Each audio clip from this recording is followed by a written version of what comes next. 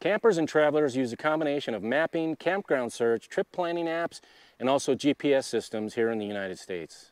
And most of these have various strengths and weaknesses, and until recently, there's been no one-size-fits-all, requiring most people to string together a variety of these to get what they needed. However, now we use one source instead, RV Life Pro. For the same cost of some of those other apps, we get all the tools we need, all in one place, saving valuable time and money. Plus, it has the added ability to keep track of your RV's maintenance and other needs when you're traveling in your motorhome, RV, van, or travel trailer down the road. We met up with David and Ninette of the YouTube channel Tigner Adventures at the Quartzsite RV Show. They were here to represent RV Life Pro because of their expertise about the website, as well as the videos they produce demonstrating how to get the most out of the various features it offers. I'm Jamie. I'm Linda. And this is Roaming with Rosie.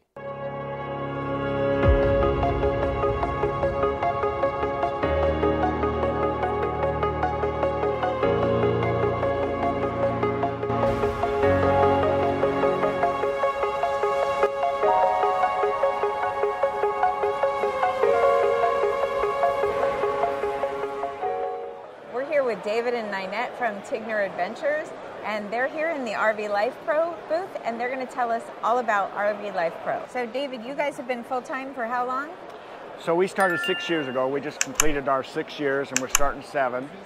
Our first year, we just used everything like everybody else does, like Google, and I really liked Waze, but it got us into some places that really weren't appropriate for a 50-foot long rig, and so that's when I started searching and I found RV Life, and or Trip Wizard at that point. Oh, okay, you started with Trip Wizard.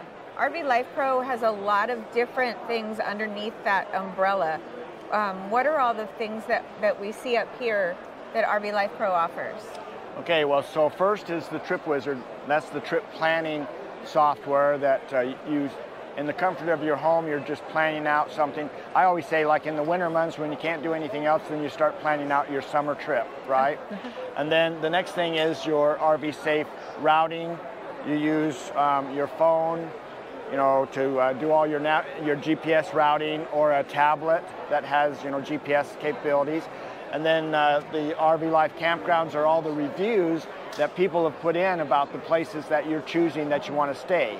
And so they give a rating and things, and you can see which ones are the best ones. And then the maintenance program is a way that you can maintain. I mean, everyone can just keep an Excel spreadsheet of what they're doing, right? But the nice thing about this is you can put whatever you want in here also, but it will notify you when those maintenance periods come around. And then the last thing is the master classes. So they're not just on how to use the software, they're on how to RV, you know, how to start being full-time or how to whatever. You know, they have those, and you can sign up for different emails from RV Life that are coming out constantly with all these different articles on ways to make your RV life a lot better. Is there any additional cost to the masterclass courses? Well, there are some master classes that they do offer on there that from other places they link in, that they may charge a fee for that particular class, but they have a whole assortment of classes that's their own classes. So everybody that deals with RV Life are actual employees. Someone was suggesting they're volunteers. They're not. They're employees. And a large percentage of them are actually on the road RVing. And they do hire people that have never RV'd before, but their goal is, once they hire them into the company, is to get them in an RV and out using it. So they want everybody in the company to understand how RVing works, whether they are full-time or they're just part-time. They're just like us. They understand what we're going through. I thought that was pretty cool. Yeah. So Trip Wizard is what brought us to be involved with RV Life Pro. It does a lot. How can we scale down and let people know basically what the Trip Wizard offers? So people always say, well, there's a large learning curve, and it's like, well, you know, if you are, depending on what you're doing, you can make it simple or you can make it very complicated. We have our RV channel, our YouTube channel that is Tigner Adventures. We have a whole playlist dedicated to trip planning where we have several 3-part videos that talk about starting from nothing and coming out with the trip we're doing this summer, which is 13,000 miles, you know. and we keep everything in there. We make it very complicated for us. We keep all the campgrounds, all the quirky things we find on the road stops we want to make, all of our gas stops. We track everything within the TripWizard software. The one thing I liked on watching his channel and learning more about how to use the TripWizard portion was that you're not a fast talker. So often I have to pause and go back and pause and go back. And so you talk, clearly and concisely, and you have pictures up of what you're talking about. And so it made it much easier to understand how to do this. Now, would you recommend that somebody does have a computer if they really want to get the full use out of it? Well, so I did do a video on the differences between touchscreen and using a mouse and things, the size of the screen compared to like doing this on your phone or doing it on a computer. Basically, the limits are the size of the screen. My wife loves doing everything on her phone. Okay. I like the big screen, so I do everything on my laptop. But the trip planning thing, one thing that people need to understand right now is it only works with a web browser. Okay. So it could be a web browser on your phone, tablet, or on your computer. Eventually they're going to integrate that more into the app, but right now it's a web browser on any one, but it can be on that, it can be touchscreen. The reason I did a video on it was because there are differences between touchscreen and utilizing a mouse. Some of the things, for example, elevation on a laptop shows a button for elevation at the bottom of your trip. But if you're doing a touch screen, you've got to go up to map settings and go down to the bottom to turn that on and off. Okay. So there's a few different quirky things that are, I shouldn't say quirky, they're just a different design feature based on whether you're using your finger to do it all or you're using a mouse to do it all. And with that, they can plan their whole trip on the computer, but then can they download it and save it so that if they're in an area where there's no internet, they'll still know where they're going and where they're staying? Yeah, so whatever you plan on your trip planning portion of it, you log into the app with the same ID and password that you did on the computer, right, or through the browser. And then at the bottom of the screen, it will say trips. So when you click on that, then actually it shows you all the trips that you have planned. And then when you go into one of those trips, one of the first things it has in there is where you can download, your trip. And the cool thing about the way this one works compared to pretty much every GPS I've seen is this actually downloads the whole state. So as you're moving around and you're driving, doing whatever, you have everything with you when you're traveling. For that area. So yeah, instead of just being a little block, and then you divert out of there for some reason and all of a sudden you don't know where you're at. Right. This one, if you download it and you go out of cell range, then you can still see like, oh, hey, what's this lake we're driving by? Oh, hey, that's this lake or whatever, it's all right here. Wow, okay. And you can manage this. Like I've got like 15 or 18 states we're hitting this summer. Okay. And you can go in here and say, I've already done all these and I don't need any anymore, so I can go in there and delete all those states. So I'm not using up all the memory on my phone. Gotcha. We're camped with some friends. They keep everything in a notebook. So does it allow you to print out your trip too, like parts of it? There is an option within TripWizard where you can export it, and that export feature will allow you to print like turn by turn, if that's really what you want to do. The simplest way, of course, is just to use this for navigation, but you can print it, you can export it to other, like to Garmin. There's some little things that, Garmin, there's some things that might not work when you're trying to go to Garmin because the way they do things and the way that TripWizard does it, they're trying to work with them on that. But it gives you a lot of flexibility. And the other thing I like to tell people is these guys are coming out with updates all the time. Oh, okay. And so if you have issues, you just send an email to support@rvlife.com. Really, yeah. And they get right back to you really quick. Yeah. And then, people say, well, they should have phone support. Well, there's big corporations that don't have phone support anymore. It's just way too expensive. And so this company is only made up of a little over 50 employees, maybe 60 now. And so they're very small and they are responsive to the end user, and that's what's really cool about them. And they're always upgrading. One thing I really liked about it is we drive a big rig and we're towing. And so the TripWizard portion allows you, actually the whole thing allows you to put in, right? Your RVs, it's not just for TripWizard. So when you create an account with TripWizard or with RV Life, then you fill in all these defaults about your rig and things that you want your trip based on, whether it's mileage, you know, or things like that. So you put in your height, your weight, your length, what kind of, how much fuel you hold, what kind of fuel you take, how many miles you get, because it can track all that, and it can say, well, if you've only got 50 gallons of gas that you can use before you hit your reserve, and this is your reserve, then it will put little red gas cans out on your trip saying you need to get gas by this time. Oh, so wow. it's very, you know, you can break it down and make it as detailed as you want it to be. Okay. And so one thing for us that was really good for was when we were traveling in Texas, and we went through the Austin area, and the Austin area has low bridges.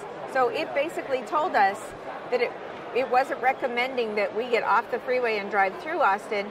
Instead, it took us the longer way around, because otherwise we would run into bridges that were too low for us.